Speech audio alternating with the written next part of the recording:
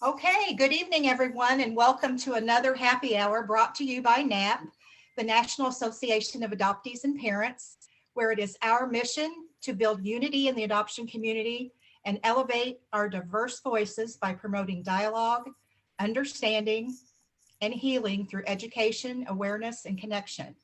I'm Marcie Keithley, board member and host for the evening, along with Jennifer Falsing, assisting in the Zoom room.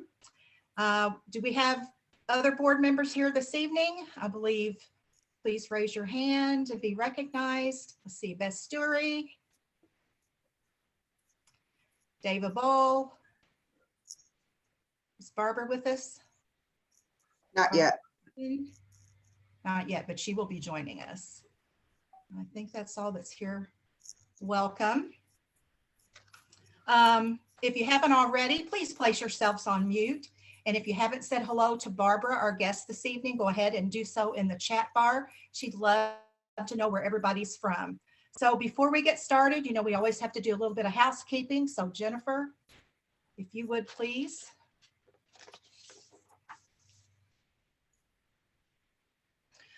Okay, a little bit about NAAP for those of you joining us for the very first time.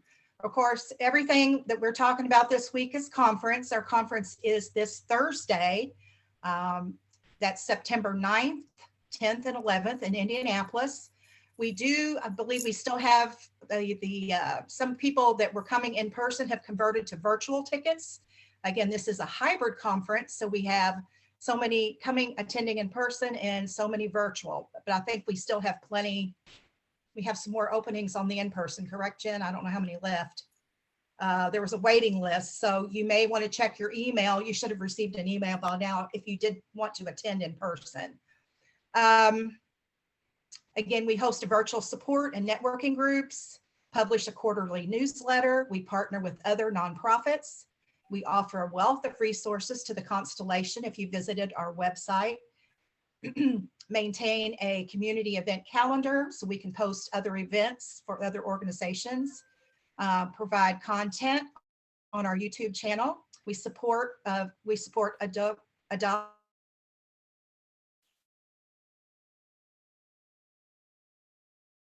Yeah, Marcie, you lost your connection. Can you hear me now? Yep. Can you hear me now? Where did I leave off? You were about adoptee rights legislation. Okay, but there we go. We're good then. Okay. All right. So again, our disclosure, we want to remind you to please remain muted. Raise your hand on the screen to be recognized. Post questions and comments in the chat. This is a public meeting with no guarantee that information or identity is confidential. Portions of this event are recorded and shared on our YouTube channel. If you are experiencing a serious mental health event or suicidal thoughts, please contact a licensed professional or the National Suicide Prevention Lifeline. Okay, Jennifer, thank you. Okay, at this time, I would like to go ahead and introduce our spotlight guest. Barbara Sumner is an author and documentary filmmaker. Her book, Tree of Strangers, explores her relationship to forced adoption. She is currently a PhD student researching adoption, third-party conception, and the manufacture of identity. Her back catalog includes writing and producing 3 multi-award winning feature documentaries, a career in magazine features writing, event production, television, and bringing up 4 daughters. She has an MA in creative writing from Victoria University, Wellington, and resides with her husband, Tom, in Hawke's Bay, New Zealand. So please join me in welcoming Barbara Sumner to Happy Hour. Welcome, Barbara. Thank you. Thank you so much. We're so excited to have you this evening. I'm blown away by just how people are just from all over the States. I really want to, thank your organization. It's doing such great work. It's so important. Well, you're quite welcome. We're excited to have you. Wanted to let everybody know, we'll start off with talking about your book, let's start there, if that's okay with you. Barbara has a book out called Tree of Strangers. This was published in September of 2020 by, Massey University Press. thank you. And Jennifer will put the link in the chat room. We will have a drawing at the end of the night. One lucky winner will win an autographed copy of Tree of Strangers. This is an excellent book, Barbara. As I shared with you, your writing is just superb. Your story, heartbreaking, and obviously it's led you to your work that you do in the adoption community today, which is located in New Zealand. So a couple of things. Writing your story, telling your story. When did you start this? What gave you the idea to write a book? It's an interesting question because we live our story of dislocation every day of our lives without even realizing that's what we're doing. And so I guess in many ways I was writing this in everything I did. I was trying all the films I made and other, all the journalism work. I was trying not to write my story. It was like it was too much. And I knew that if I turned and faced it, it might take me down. And so I got with I was working in Vancouver, and I came across a very good therapist who talked me through the process and helped me a lot. And I actually wrote it in less than a year. It was a very quick writing process, but really it was a lifetime of it. And we have issues with memory, of course. I don't know if we want to talk about how memory, I think, is different for adopted people. Yeah, I was going to ask you about that. Why don't you talk about your experiences as an adoptee, a young adoptee?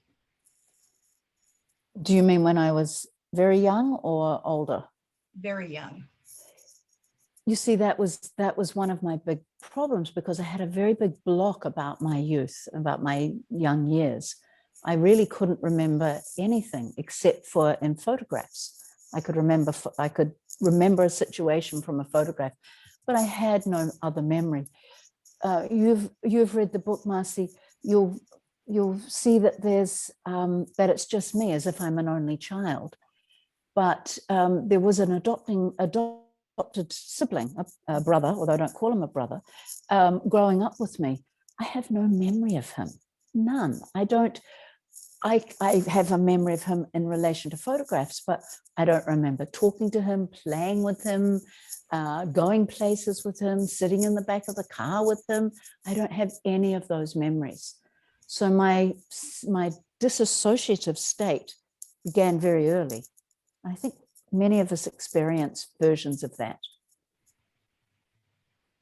And so when did your earliest memory of when you found out that you were adopted, what age were you?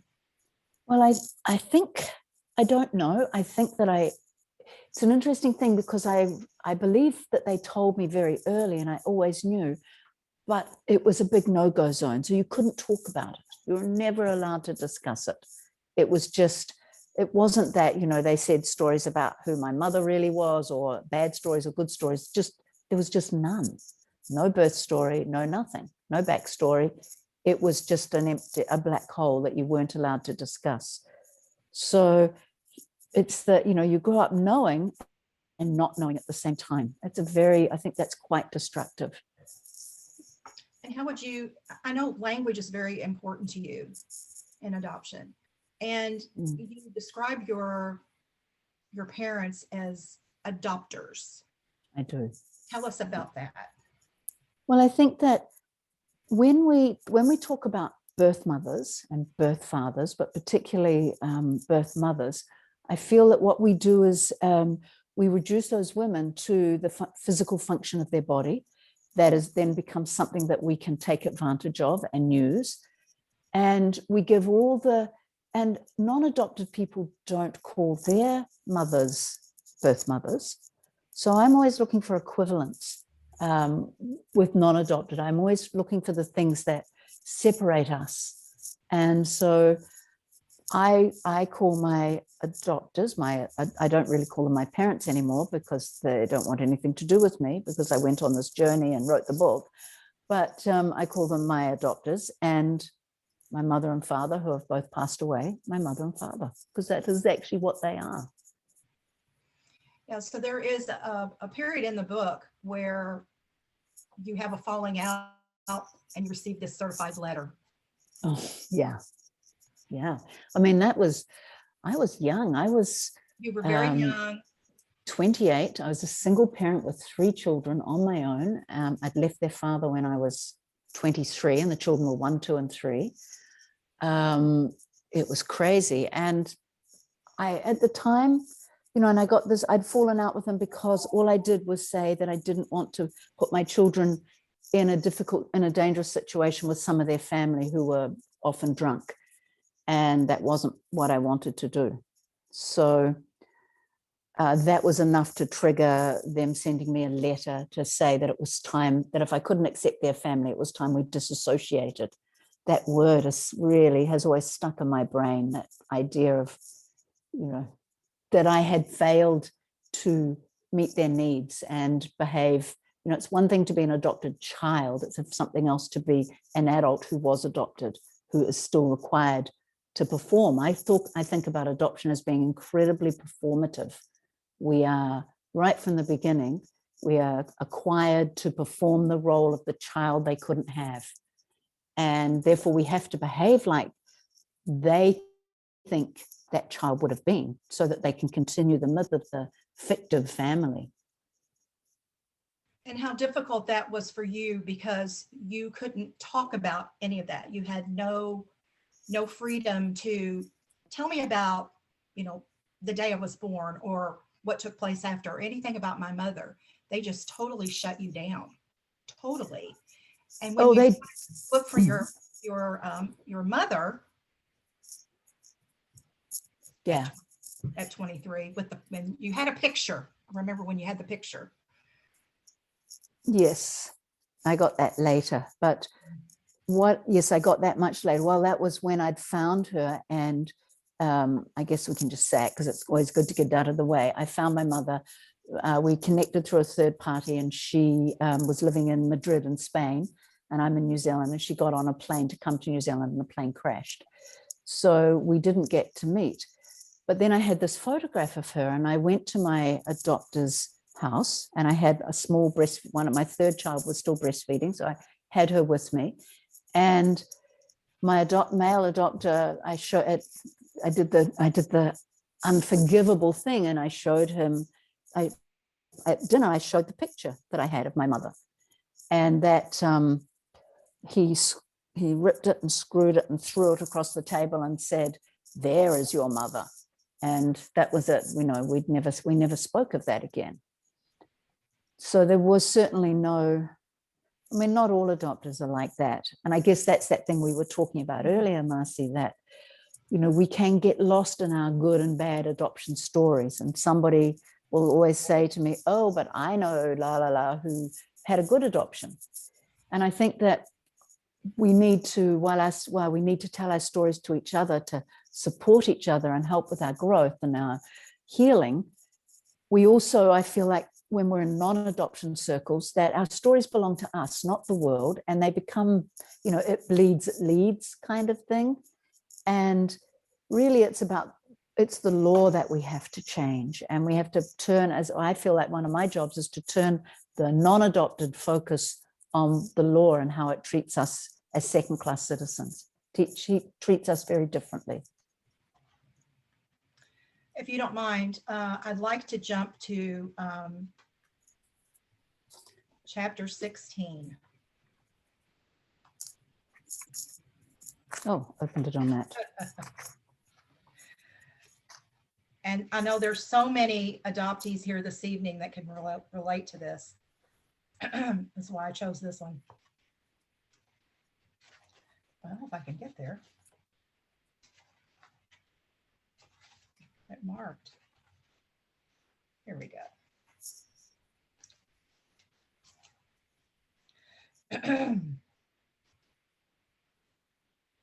no, excuse me, chapter 16. Oh, so lucky.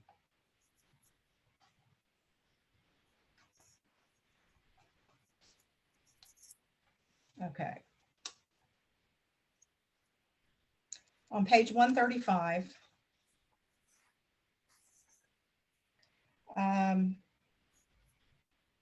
at the top, that paragraph, I have learned. Do you want to read that, Barbara? Sure.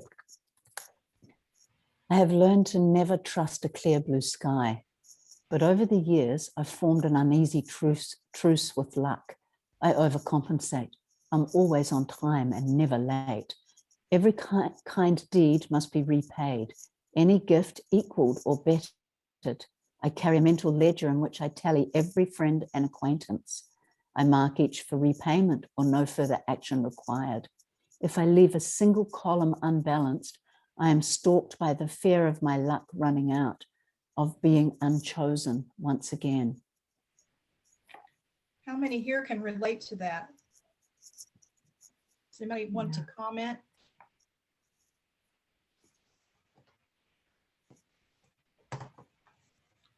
No. I mean, I will say that you know, these kind of insights, I guess, into my own mental processes and the way I am in the world, I didn't understand them until I started to write, that they actually revealed themselves to me as I was writing, that I have this, I mean, I had thought it was normal to be that obsessive about keeping everything balanced all the time. And I hadn't understood that actually that's a huge burden for us to carry. You know, it's a weight on our souls, but in our bodies as well, this constant vigilance and this high alert that we're on, that we want to, no matter what, avoid being rejected again, even though, you know, there's nothing we did to be rejected. So we know that you didn't meet your mother. You did go on a search for your father, but we're going to let that story unfold for when they read the book. You had a daughter that you named Lillian, and I think I'll talk about that. Let's talk about that.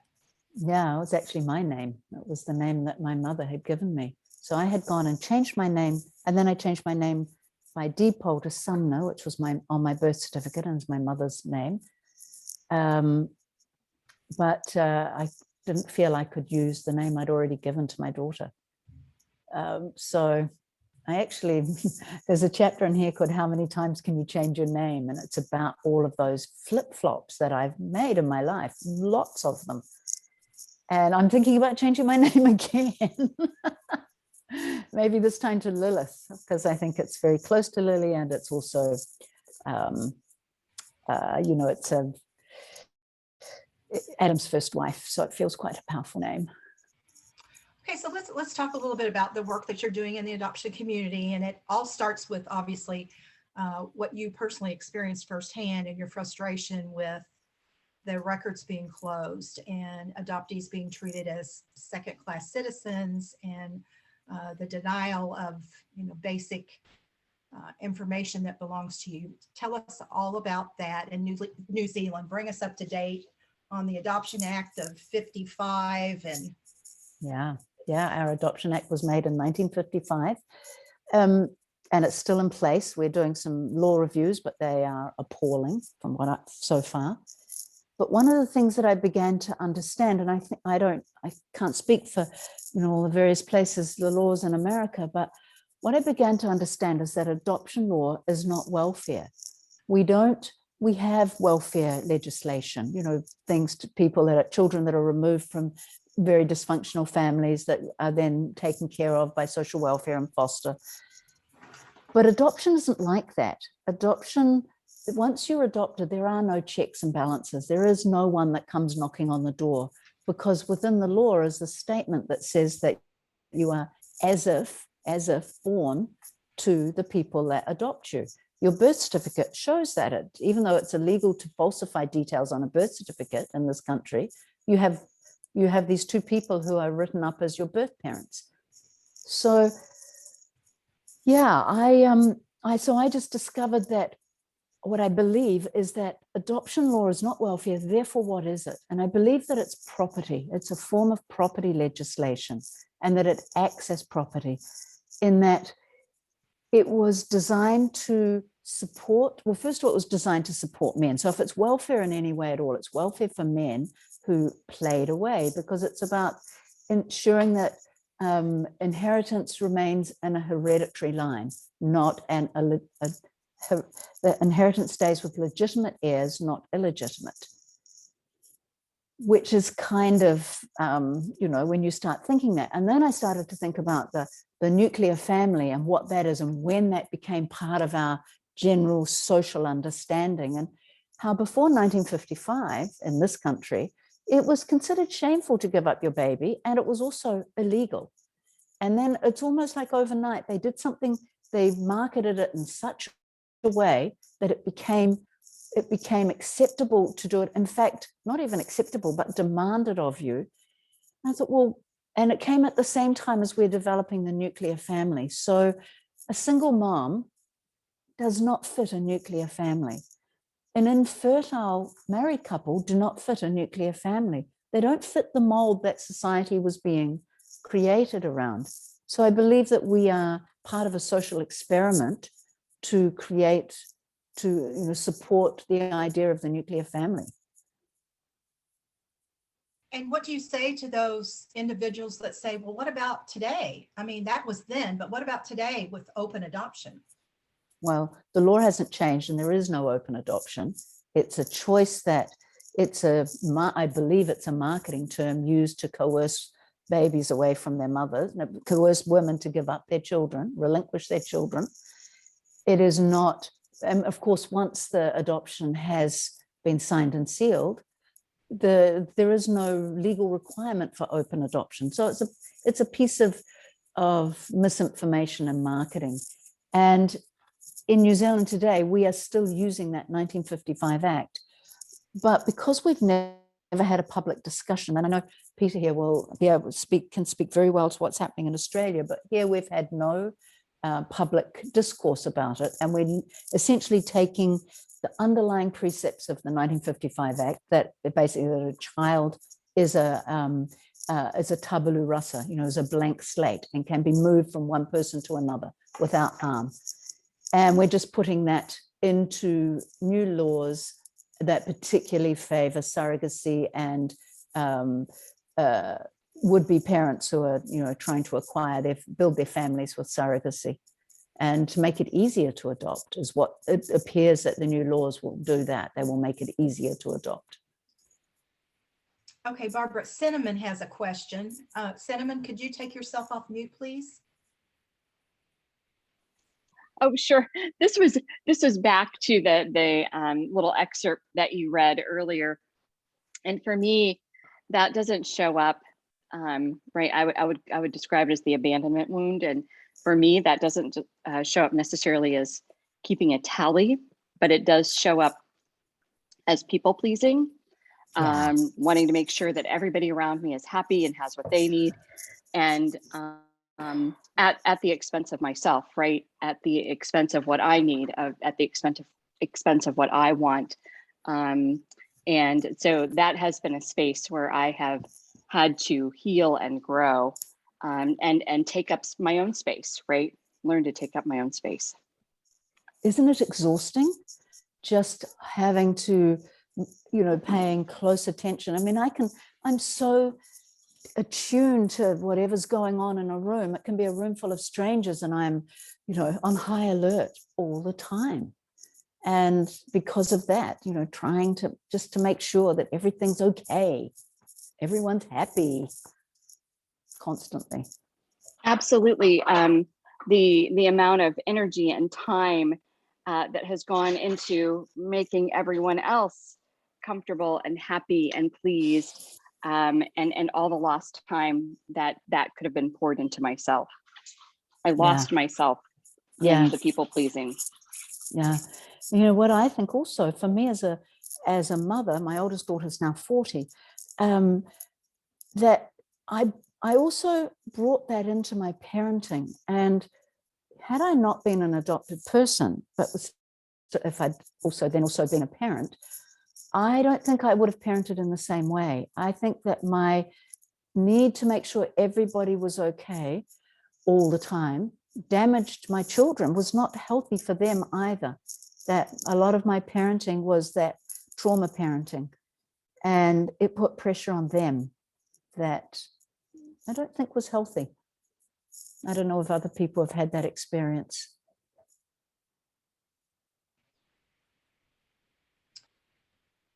Okay, let's see. Lisa H says, shame has such an amazing impact to the adoptee as well. We, the innocent at birth, become part of the shame story.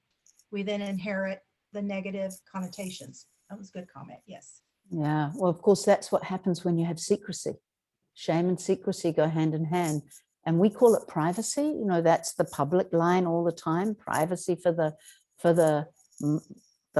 birth mother and privacy for the adopters. But that's not those things. It's not privacy. It's just secrecy.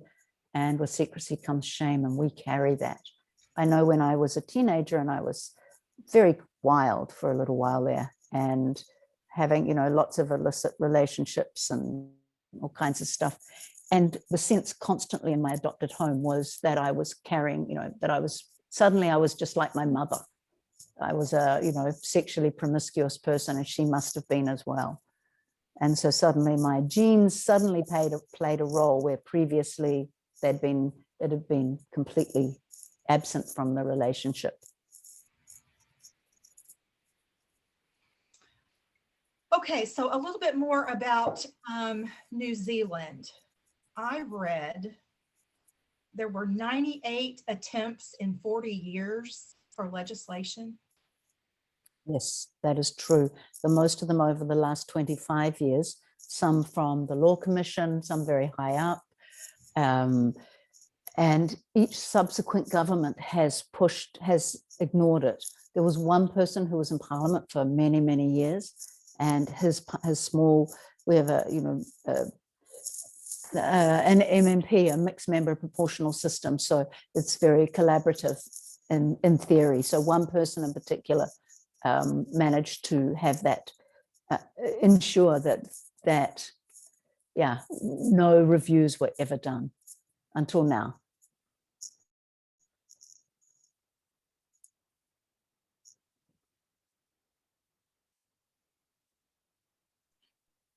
Hey, Marcie, you're on mute.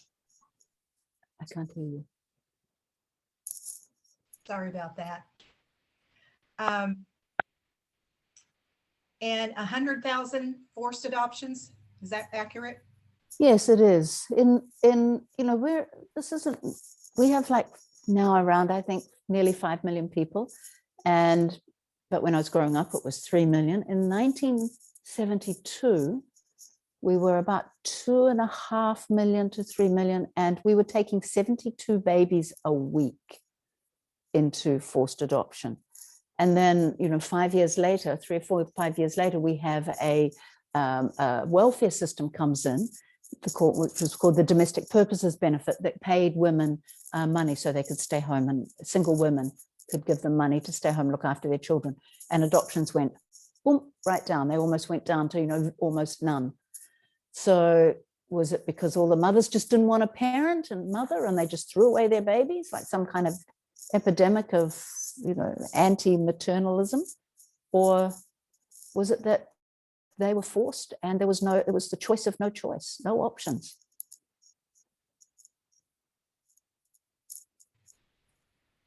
Okay. Peter, did you want to weigh in on anything?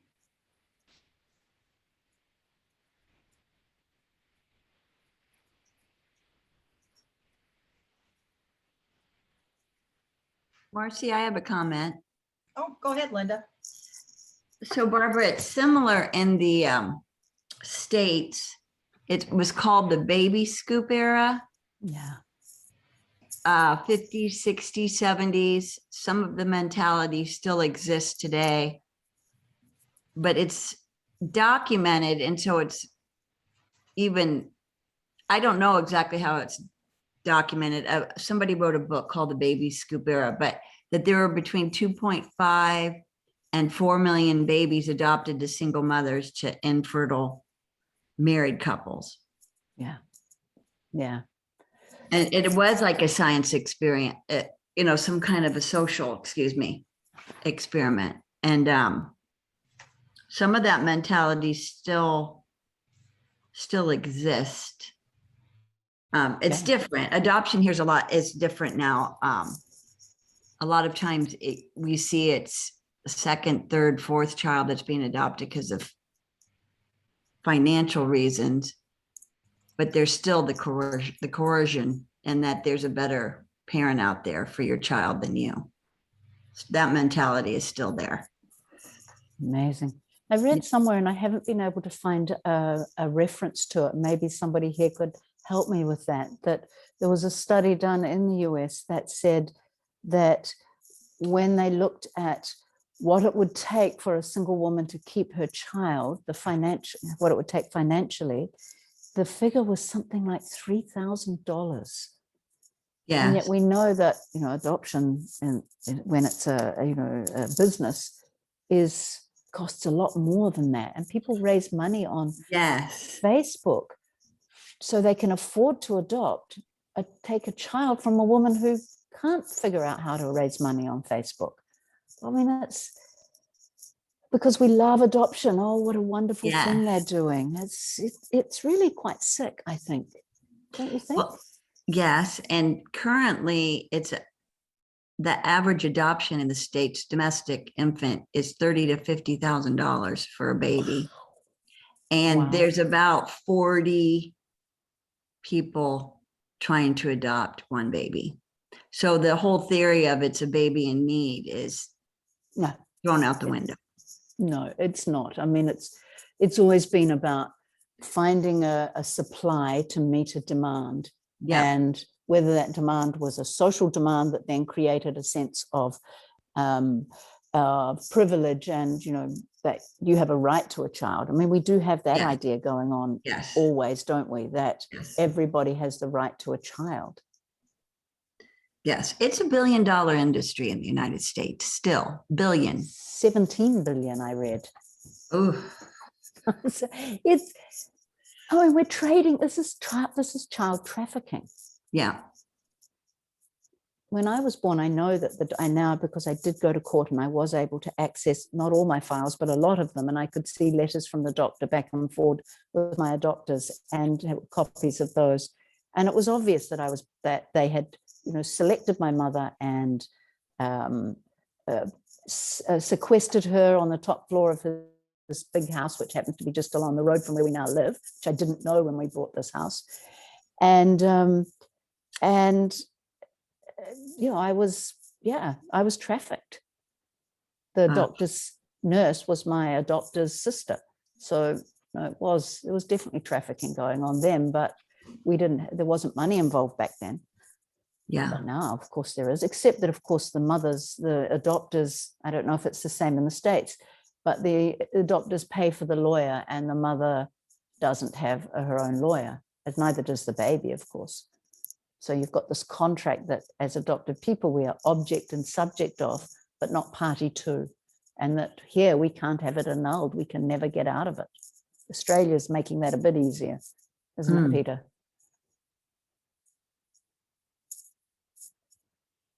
Yeah. Okay. Speaking of experiments, Barbara, would you mind sharing, there's a piece in your book about that experiment from 1960 with that scientist Harlow. I thought that was never had heard of that before. Can you tell me where it is? It's about the cloth mother, the cloth mummy.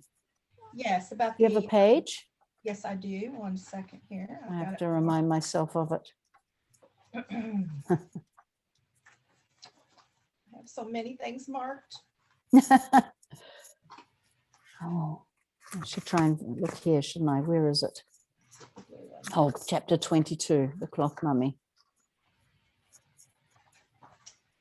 Okay. That's And whereabouts do you think, what page, do you have a page there? Well, I had it and closed the book.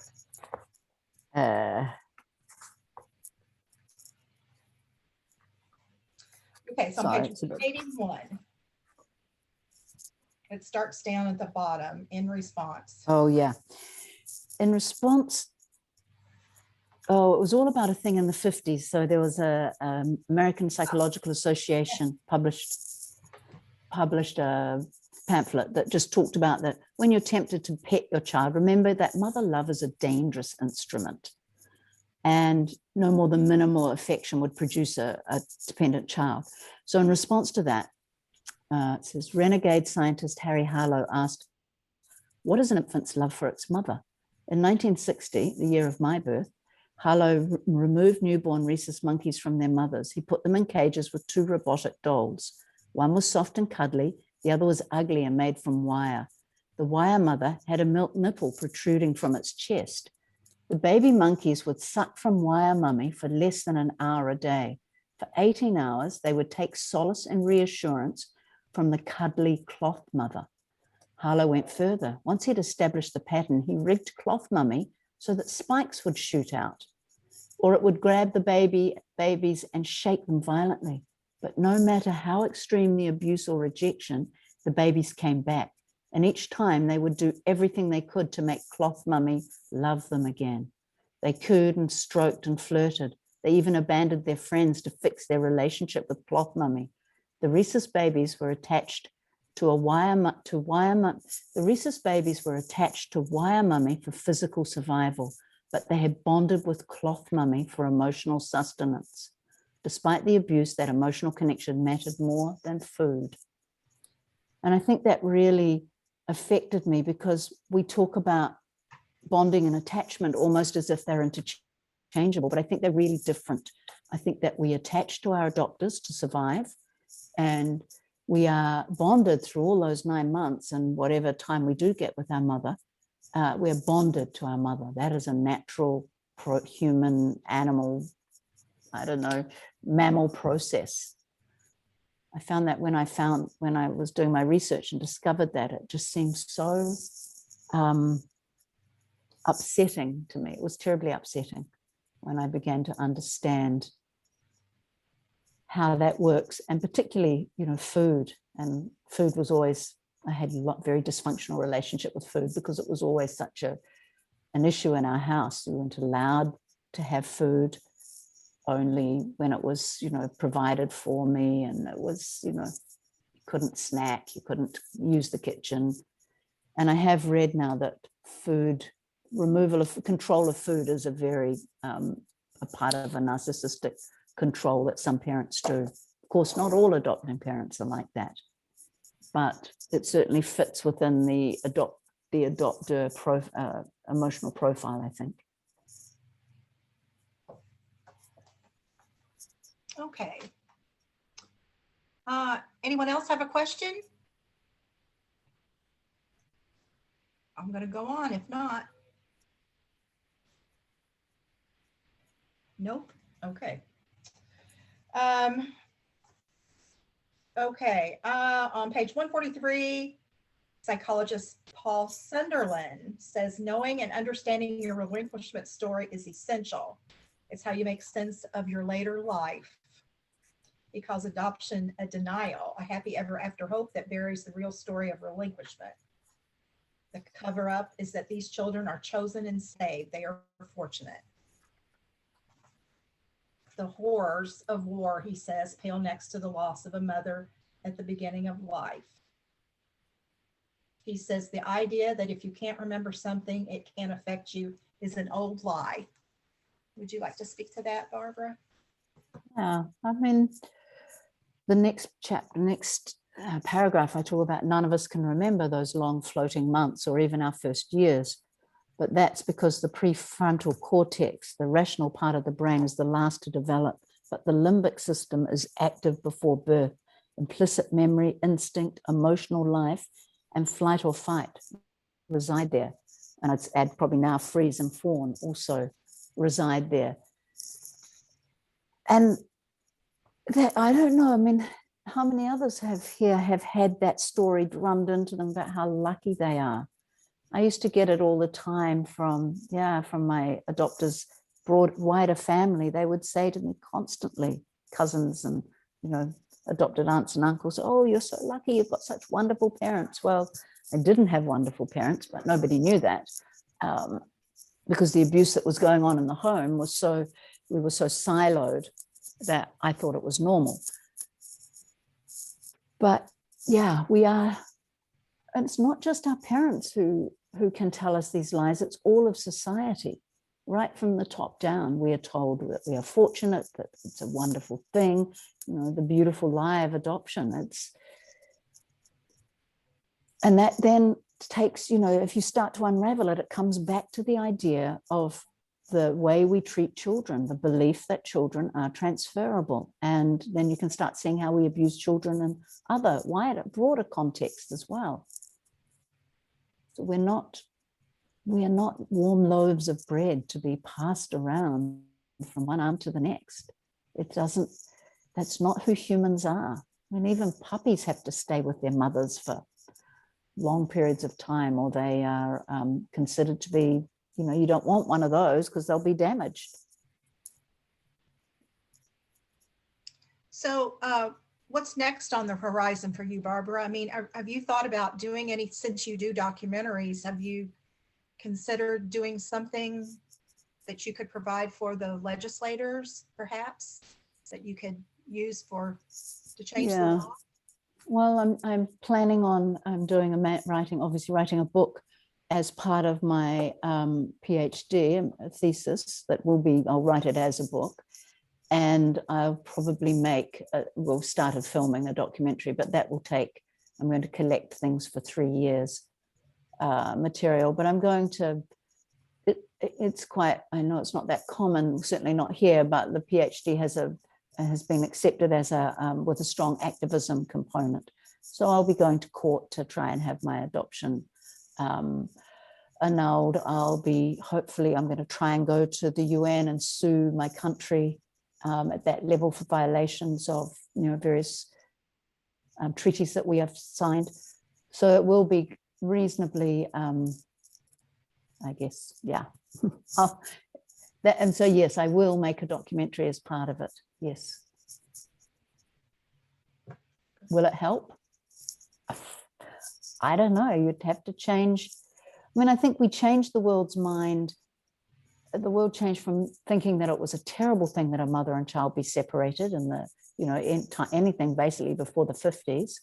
And the whole world then switched over as we became more utilitarian, I guess, in our approach. So if we went one way, can we go back the other? Maybe we can if we all, speak out. Mm-hmm. Joni's asking, are you looking for people to interview for your new book? Oh, I most certainly will be. Yes, very much so. So you can stay in contact with us because you've got plenty here. Yeah. Plenty of individuals here would love to help you with that. Yeah, no, I'm So going to need question help. for Barbara? Go ahead.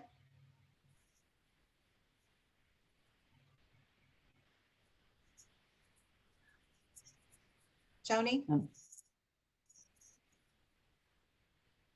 You're on mute.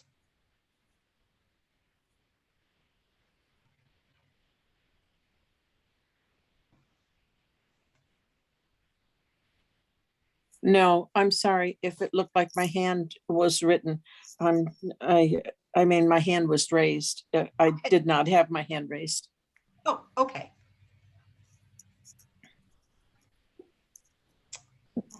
The comments here are really great. Oh, that's a good one. I mentioned can I read that out? Sure, go right ahead. You mentioned the impact from Lisa of memory a couple of times. And yeah, I do want to go a bit deeper. I'm trying to understand what memory actually is and how we form memory, and how when I think back when I say I don't have memories of the things that we did, the memories I have are emotional, how I felt around something. And in fact, I'm I'm just finishing a novel at the moment, and it starts, the first chapter, it talks about writing a eulogy for this character who's supposed, the father, although it's a fictionalized version, and it's trying to remember to say 3 good things about him in this eulogy. And when I get to the last chapter, he's died, and I'm giving the eulogy, and it's the same 3 good things, only it's imbued with what really happened. And it's like the whole process of the book is to understand what really happened and why the emotion was, why the real memories were blocked. And I think we are not, I know there's some scientific explanations for how our brains don't fully form because we are removed from our mothers, that we are, our heartbeat's the same as our mothers. We form ourselves in her image, in her emotional image. And if that's all trauma, then our emotions are not fully formed. And so I think our memories are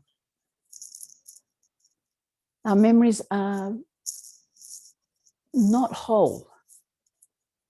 And how to attach, I'm trying always to find myself and attach with who I actually really am. And I'm still not sure. I'm 61, I'm still trying to figure that out and trying to say, well, what was lost and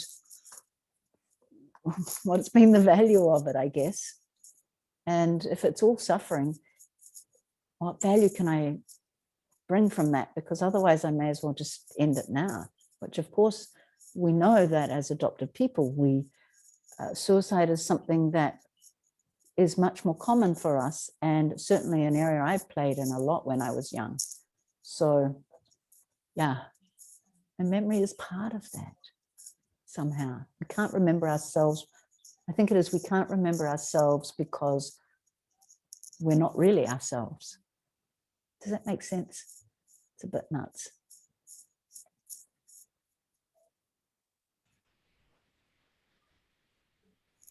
Okay, Jenny has a question. Yeah. Jenny, will you take yourself off mute? I just wrote it in there. Barbara, I'm so glad to meet you. I read all the little articles and the interviews you've done on other links that was part of how we got to know about your meeting tonight. Thank you for being here. My question is, this pursuing of a PhD, that's a lot of time and a lot of work. And I'm wondering if you were doing this because you really wanted to see the legislation changed, or was it more personal, like this is like a driving need for you to close these educational, just a window, like there's so much more we can learn. And there's a lot of education you can get, but it's really hard to do that when you're struggling with these internal issues. So I give you kudos. Thank you.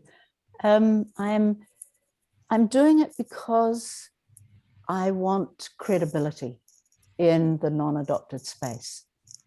And we are not believed. There's always going to be someone that will say, oh, but I know someone who had a good adoption. And so suddenly we are reduced down to our stories. And, why can't you get over it is another one. So what I'm wanting to do, and the general consensus is so much in favor that there is no harm done and that we are transferable. So I'm doing the PhD to give myself credibility in the non-adopted world.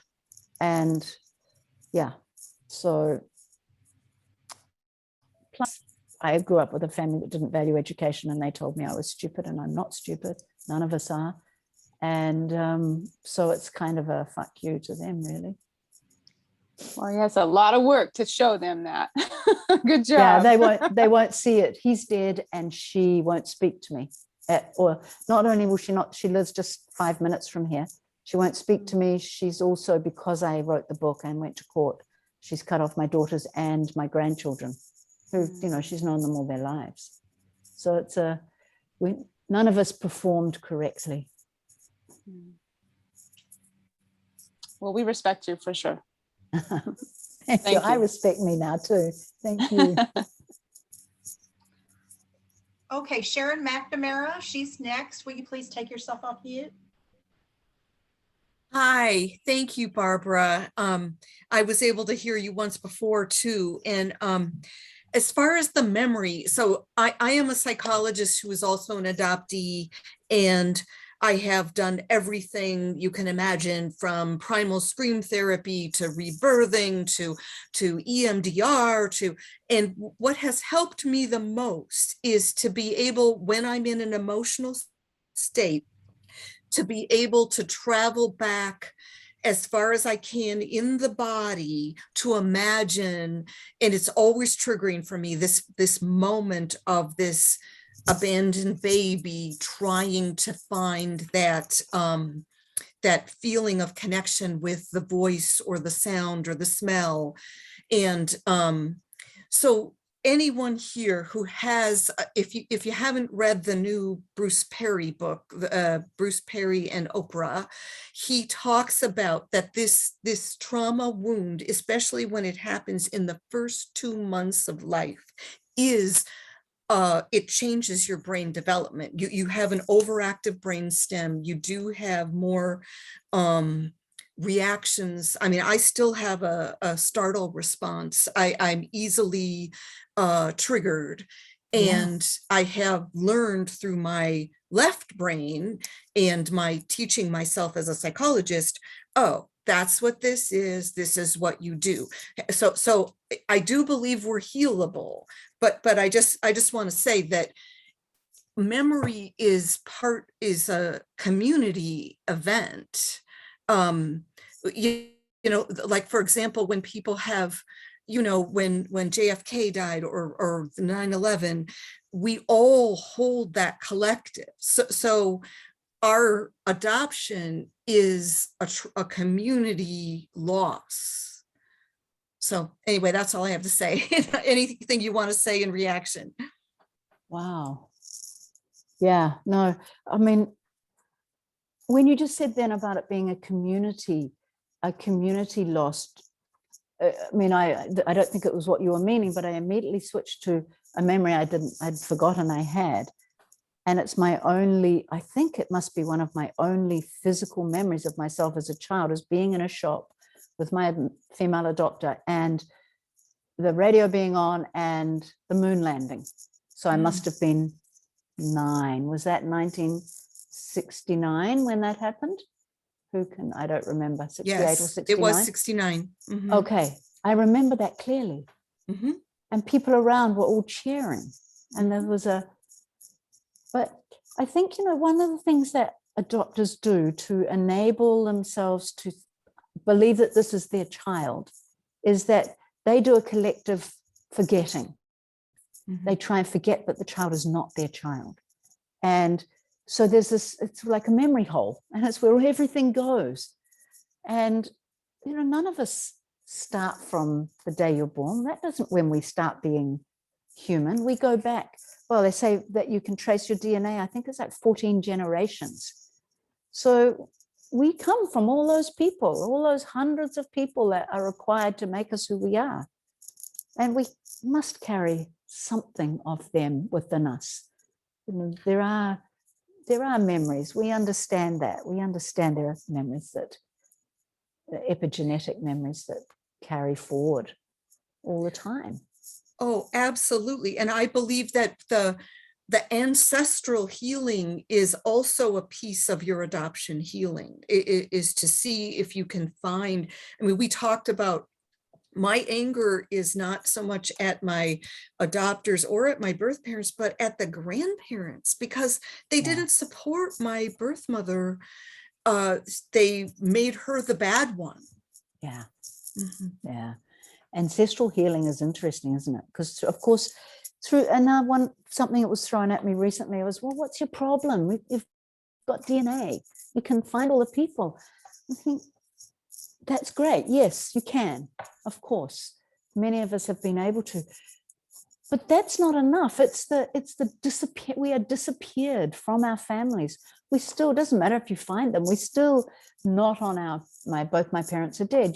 I'm not on their death certificates. No one in the future who does family history will be able to find me as part of that family, not legally. You are disappeared. We are the disappeared. I think that's a good way to describe us, from all that we are. And, you know, we miss out on, I don't know, genetic mirroring. We all know about that. But, you know, like this, there's nobody that looked like me, spoke like me, had my humor or my intellect, or my earlobes were even different. And I think it's as hard for our adopters. It's not as hard, but it's also difficult for our adopters, because we're not the child. We're not the child they would have had. We're a child. And they look at us and we're as much a stranger to them as they are to us, I think.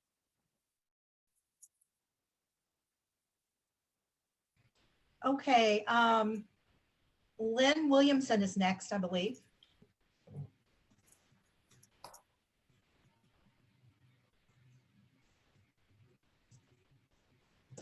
Lynn?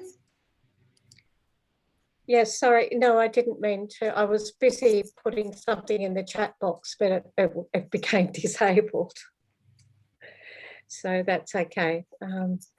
I did have the experience of watching my adopted mother's reaction to her twin sister's children's children. She could not at all acknowledge or even start to become attached to my children. And I'm pretty sure it was an instinct-driven thing, yet her kin, she immediately took to. She said in my case it was because I wasn't married, but I think there's an instinct too for kin, for attachment to kin. Yeah. Yeah, there is. so thank you. I think that's And a really a great profound presentation. I can't thank you enough, Barbara. Beautiful ways of describing the disappeared. I think it's profound. We don't belong on anyone's tree genetically. I think that's quite profound. Yeah, thank you. Yeah. Well, genetically, legally, should I say? Because you know what I'm saying. I do know. I know exactly what you're saying. Yeah. It's very confusing language, adoption. Yeah. It's designed to keep us confused. Yeah, like I've actually got one brother who was adopted before me. So he's my natural brother. So when I'm trying to explain relationships, and then I found another brother on my father's side who was reared without my father knowing about him. He stayed with his natural mother and thought the father she married was his father. But yeah, trying to explain these relationships is quite a challenge. Yeah, really yeah, it is. Yeah. It is. Okay, thank you. And thank you for your work. Thank you, Lynn. Could One more point. I get very carried away. Can I say one more thing? Could I ask the administrators to turn the chat back on? The chat is disabled. Yeah. I was just going to say about the point that you made about non-adopted credibility in terms of the organisations involved in adoption or forced adoption. In Australia, we only have funded non-adoption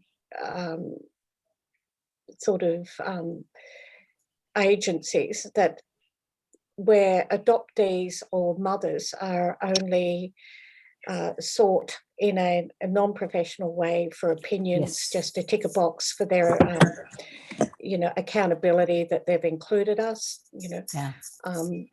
so we're very token. Yeah. We don't have a funded national body for mothers or adoptees. And we are identified as a vulnerable population in the Aged Care Act of 97. And yet we're the only group in the vulnerable population that doesn't have a nationally funded body or voice. Yeah, thank you. It's very interesting that you say about that, the credibility thing, because we are considered too emotional and too close to it. Therefore, anything that we say is not to be taken seriously. And with this law change this law thing, I wanted to meet with ministers. They invited me to meet with them. I had to pay my own airfares, my own hotel, all of that. And here they get all this information from me, and they're sitting there on their huge salaries, and I'm paying for everything myself to do this. And then I noticed that they've got a job advertised. Oh, and I talked to them about, you've got no one here with lived experience. And they said, well, that's not a criteria for us because we never would ask for that. And then I noticed they've got a job going in the same department, and they're talking about people with life skills. Well, but life skills and lived experience are clearly different things when it comes to adopted people. We're too emotional. Maybe that's another way of saying we're too damaged, but we're not going to deal with it.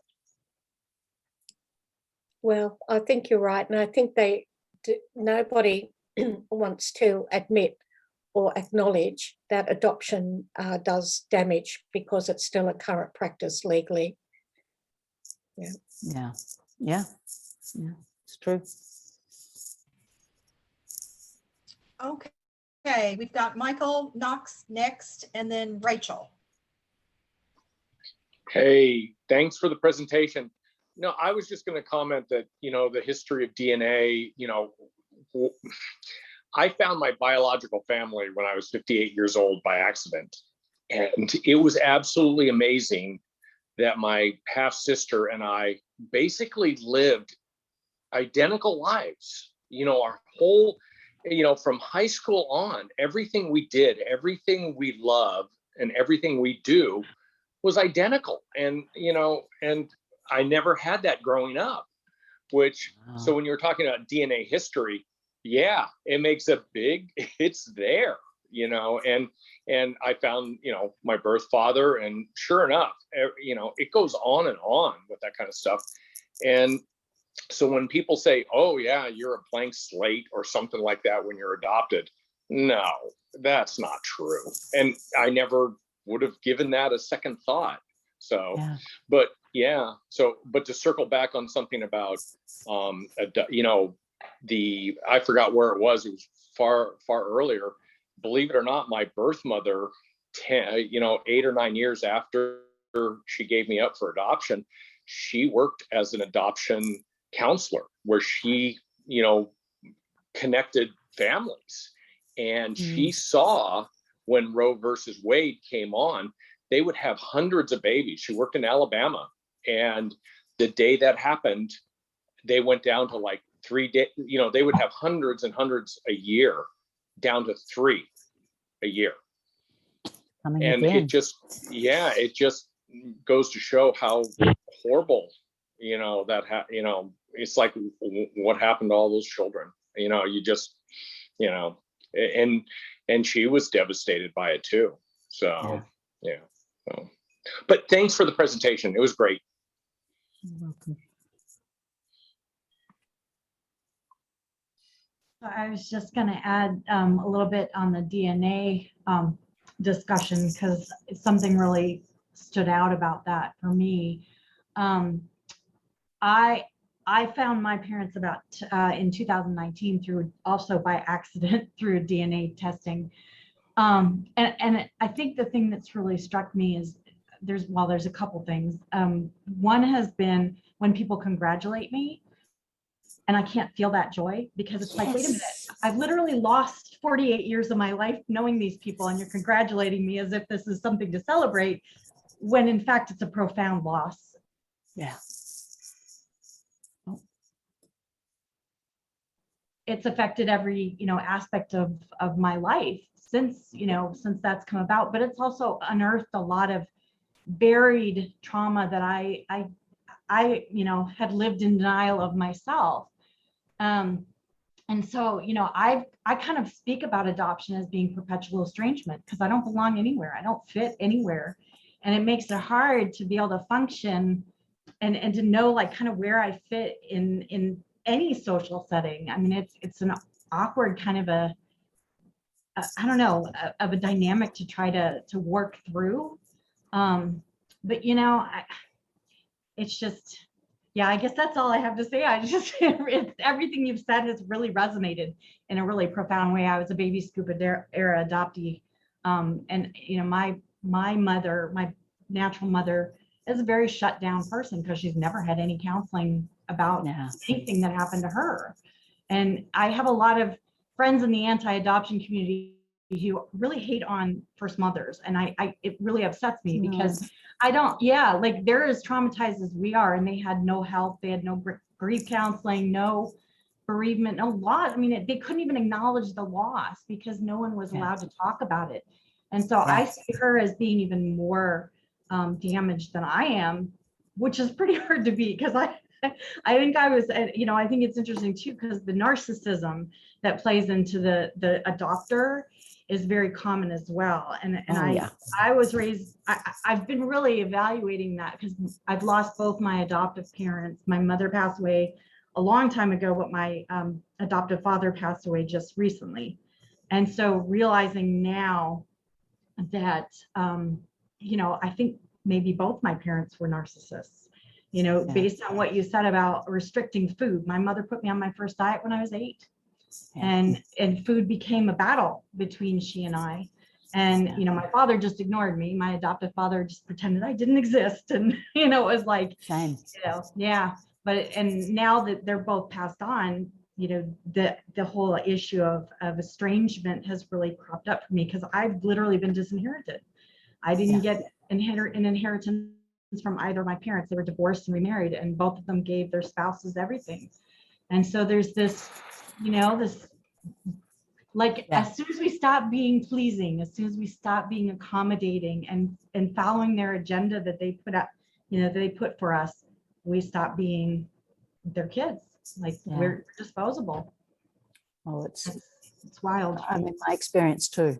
So I absolutely relate to what you're saying. And particularly, I've had that experience as well, where some adopted people go, well, you know, your mother didn't want you, and you should be angry at her and her parents. In fact, my adopter said, well, you should be angry at her and her parents. It's exactly what she said to me at one point. And I mean, I now know enough of the story to know that it was the choice of no choice. You get put in this, the psychological abuse that must have gone on. And I know some of you here are mothers who lost your children. The psychological abuse that you were subjected to you know, turn away, be forced to turn away from your child. I can't imagine anything more horrific, actually.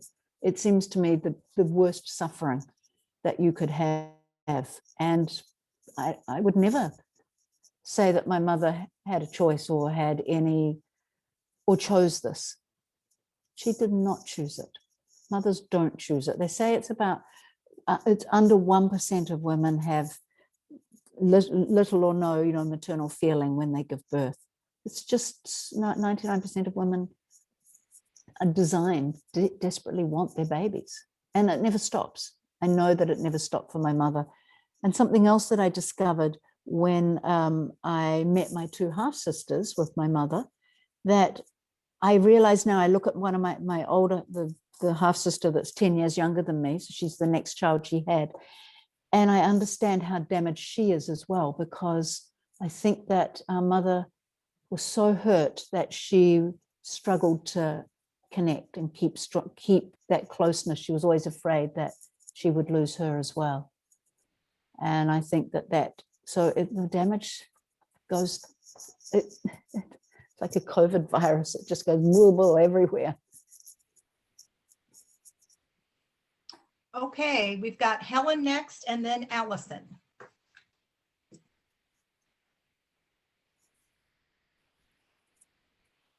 Me, Helen? Helen, did you have a question? No, I think I gave Barbara a thumbs up at one point, but now that I'm on, I'll take advantage of it. I put a question in the chat, and Barbara, first of all, thank you. This is just unbelievable.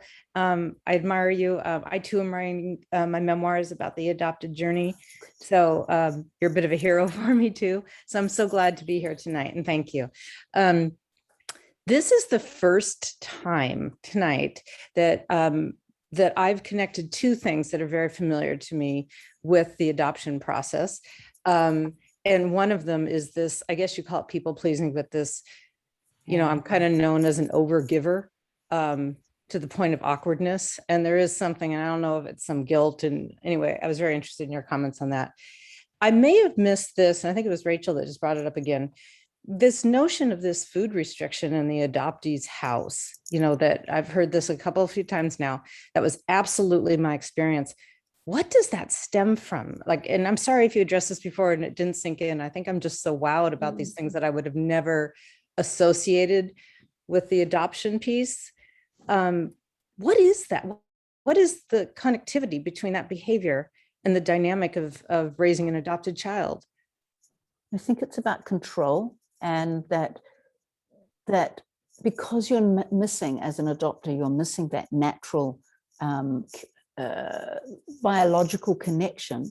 So you try and control the environment. I mean, my clothing was controlled completely, as well as, my food and my thinking also. And I think it's a fair reaction from adopters. And I also think it's obviously not all adopters do this. So it's also, I think it speaks to the narcissistic mindset that says that you can make one woman childless to resolve your own childlessness.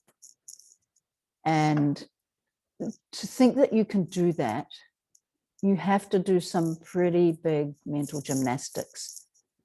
And then you have to do a hell of a lot to keep those lines straight, those tram lines straight inside your head. So I think the food thing is just part of ownership.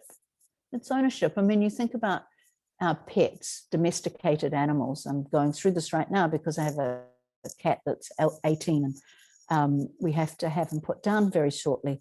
And I'm thinking, I can't choose that for him because, that's, who am I to make that choice?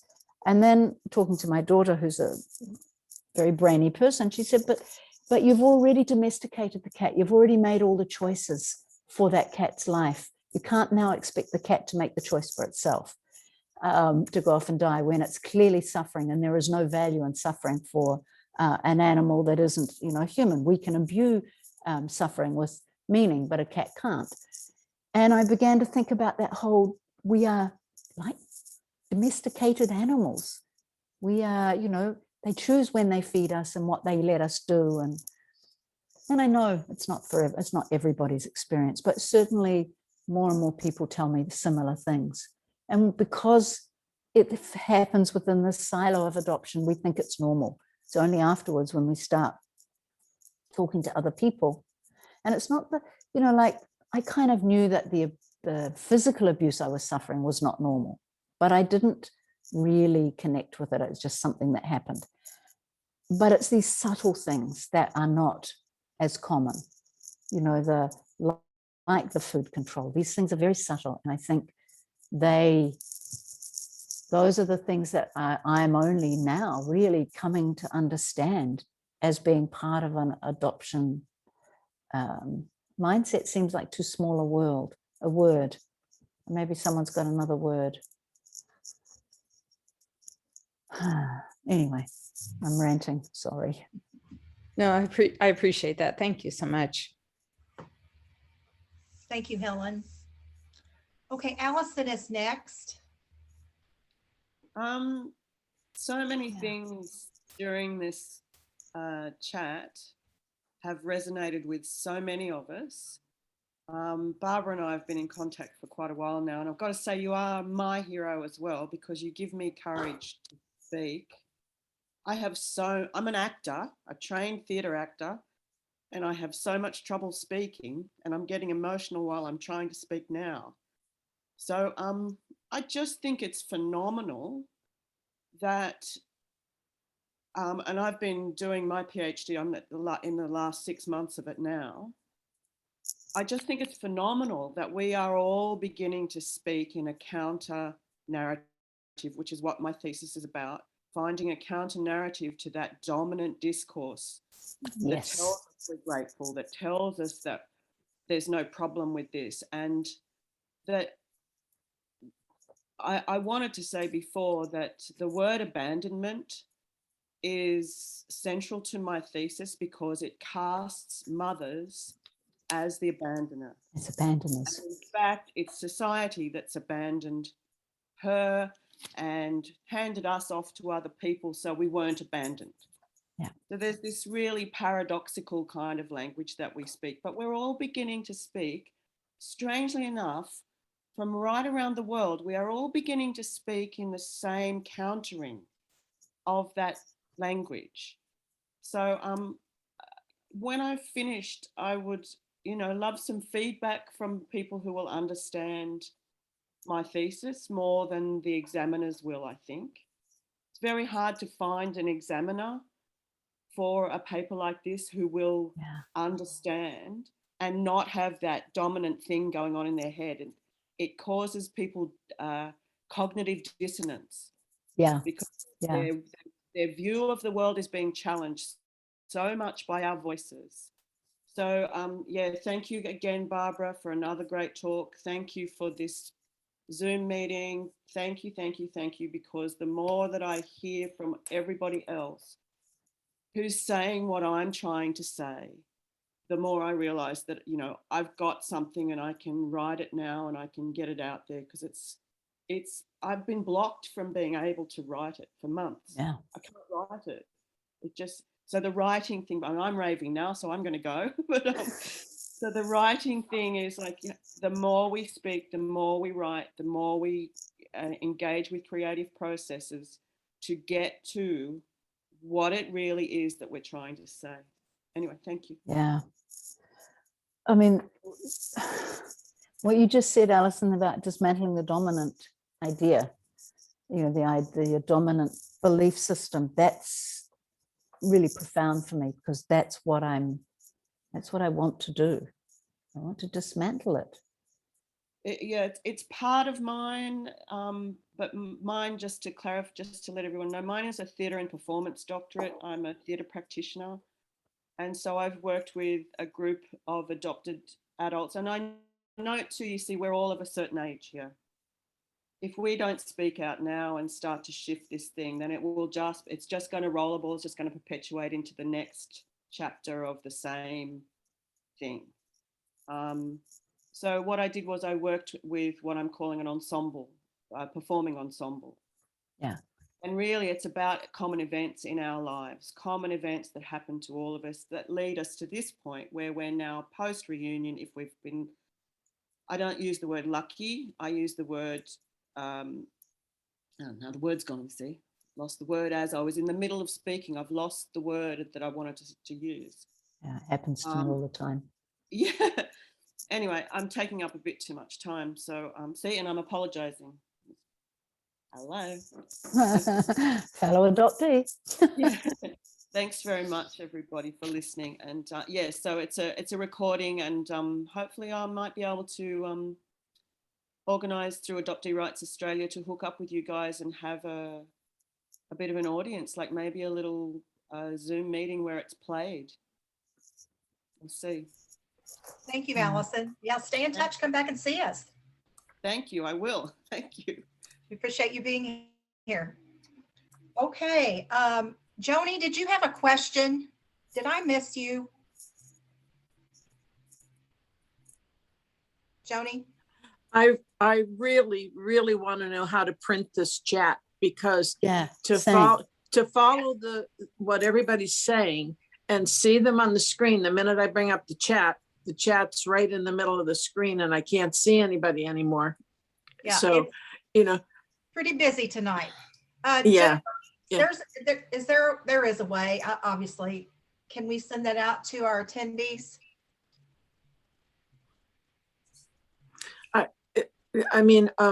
I haven't read any of your work, Barbara, but I would really love to. And any of the talks that you might have given on YouTube that that we could see, I'd love to be able to do that as well. I'm new to this group. I'll just put my website on here because it has links to all that. Plus, I do have a newsletter that is very infrequent that we can sign up for. And if I could just, I know it sounds a bit rude, but if I could ask that if anyone is reading my book, when you're finished, if you could leave a review on places like Amazon and Goodreads, because I think then it gets the word gets to our wider group. Yeah, absolutely. Absolutely. Something else that interesting before about losing thoughts, that they just drop out. That happens to me so often. Do you think that is a part of being in this triad? I'm a first mother. Yeah, I do think that, yes. I think that it comes with, I'm not quite sure why I can't put my website. My website's just barbarasumner.nz. Thank you. Let me put it up there, but yeah. I'm feeling it's quite emotional, isn't it? This has been it's been very good. Okay, couple things before we close. We have a winner of Tree of Strangers, an autographed copy of Tree of Strangers that goes to Helen Robbins. Yay, Helen! Woohoo! Well, that's awesome, because I already bought it on Amazon right when we started, and so now I will gift it to somebody, and that's double the joy. So thank you so much. What a treat. Thank you. I was going to send it to whoever won it like via Amazon, but if you'd like a signed one, it'll take a little while because we're in big pandemic shutdown here, but I can mail you a copy. So if you just send me here's my email if anyone wants to. Yeah, Jennifer, can you put her, they can find you on social media. Yes, you can find me on social media. Yeah, do that. Just my name, Barbara Sumner. One day might be Lilith Sumner if I get brave. Change it again. But yeah, I can send you an autographed copy, signed copy. It'd be a pleasure. Wonderful. Okay, Barbara, I would like to ask you to do one last thing for closing before we go to comments. Would you read on page 230, that last paragraph? I think that would end the evening. All right. Oh, this is in my little notes at the end, is it? Yeah. The families of adopted people are as complex and as diverse as any. Not all of us consider we've had unfavorable adoption experiences, but all of us must live our entire lives with a false identity and falsified documents. Everyone who loses their mother suffers some degree of psychological damage. No matter our individual experience of adoption, we are all grafted onto the tree of strangers for our lifetimes and those of our descendants. Thank you so much for joining us tonight. Thank you for having me here. It's a great honor. It's really thrilling and exciting to be part of broader, bigger groups, not just in my little home here in Napier on the east coast of the North Island of New Zealand, i.e. the middle of nowhere. Well, we're so glad to have you on tonight. We've just really enjoyed having you. Thank you. What we'll do, Jennifer, anybody that wants a copy of the chat room tonight needs to reach out to us. Yes, please. Comments there that they don't want that on the YouTube channel. So let's do it that way. Just email us, either Marcie at napunited.org or Jen at napunited.org, and we'll get you a copy of the chat room. Yeah, the fantastic comments there. I really would like to read them quietly and over time. And then Jen, what do we have closing comments? We have, as soon as I get screen share to work, coming up next.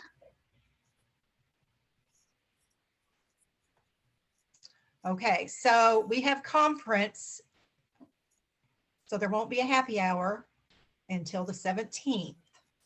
So we're going to take a break. Well, we really won't have a break because we're going to be at conference. And we were thinking about going live at conference, but we've got Ghost Kingdom that night. So I hope you'll join us. You can still get a virtual ticket. Okay. But we'll be back with Suzanne Gilbert on the 17th. And if David's still in and he wants to give a plug real quick, are you still here, David?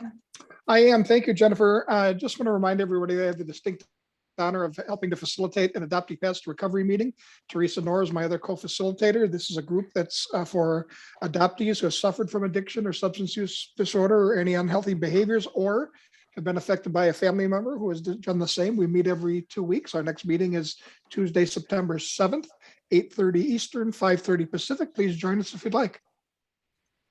Thanks, David. Okay. That's a wrap. Everybody have a really great holiday weekend. We will see you in Indianapolis or online next week. Barbara, hold on for just a few moments, okay?